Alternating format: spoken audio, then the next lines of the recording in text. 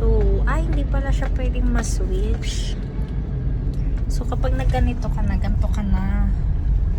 So, hi guys. Today is October 7. And we are where? There. Shit, wala.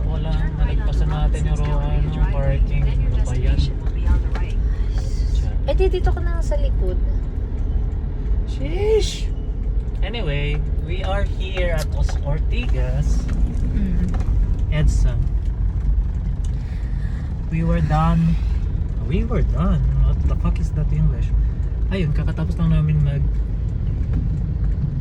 interview sa DAP with my bebs. So yun, pupunta kaming galeriya para mag-anek-anek. It's been a long day, so Oh guys, we've been here since 8:30. Ganun kaaga we've kasi been traveling. At alam nyo ba, malapit na kaming 12 hours nagising. Si Drew malapit na 12 hours nagising kasi Alas 4 ko bumising na. kaya nga malapit na nga mag 12 hours. 12 hours na. Alas 4 na. 4 na ba? Ako kasi malapit pa lang 5 ako Ganda pa gumising. siya. So, ayun guys, parang tagal namin dito kasi yung exam, yung HR assessment ay exam at interview. So, ganun siya katagal. Like, umabot siya ng lunchtime. Kasi, yung 9:30 na sinasabi nila, it did not exactly start at 9:30. Mga around 10 na kami nakapag-start. And ako, 3 lang yung kasama ko sa interview. Pero inabot pa ako ng after lunch before ako ma-interview. Like, nagkagulo-gulo yung process sa akin. Na dapat ang process ay essay, interview, and assessment. Pero ang nangyari sa akin, essay, assessment, and interview last. So, yun. Tapos naman na, I'm very thankful for the opportunity. And masaya din naman makausap si Miss Janet na nag-interview sa akin from DAP. Shout out sa iyo, ma'am. Shout out! But yeah, masaya. Basement 1. Nasaan ka, be? Sabi nito ni Kuya, hindi ka maayos mag... Sa gitna siya, guys, Anyways, ayun lang. So, ngayon, we're in Galleria. We're gonna treat ourselves. Dahil I did a good job. And this guy has been very patient to me since the beginning. And In the beginning. And I'm very, very proud of him.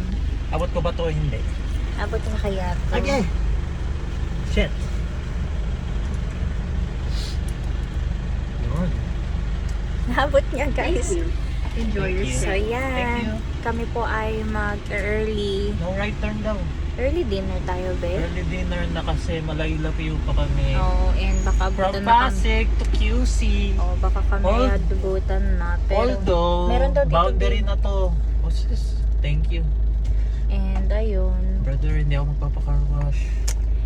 Kahit ano yun. kami ay Ako na maghanap magka-car wash. lang. Ano bang gagawin natin, be? Maghanap tayo ng mousepad na. Kung meron. Sunnies pati ano. Sunnies, tapos, tawag pa dito?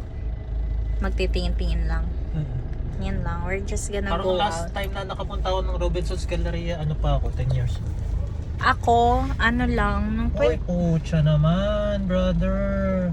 ako siguro 2019? Ay, hindi. 2019.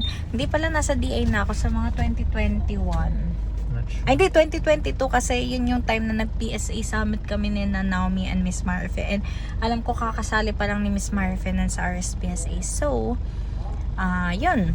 Yun yung time na nakapunta ko ng Robinson's Galleria kasi yung mismong event ng PSA summit ay nangyari dun sa katabing hotel, like yung adjacent siya dun sa galleria eh. Nakalimutan ko kung ano pangalan. Oo, nakalimutan ko, Astoria ba or something. Basta ganon, kung ano man yung hotel na yun. Tapos parang may certain elevator dun na pag bumaba ka dun, nasa mall ka na. Baka dito sa taas? Basta yun nga, basta Robinson's Galleria. Ay, So di yan pala, guys, nakapark sa na si gilid Dro and kami ay aalis na. Ngayon. So mamaya na lang namin ulit magkakwentuhan pa kami sa ginawa ko ngayong araw. At Ikakwento niya rin sa sa mga chika na narinig ko sa aking mga co-candidates. Co-candidates. Ayun lang. Na magiging colleagues niya. Bye. Bye, Bye yours. guys. Kiss mo, mama.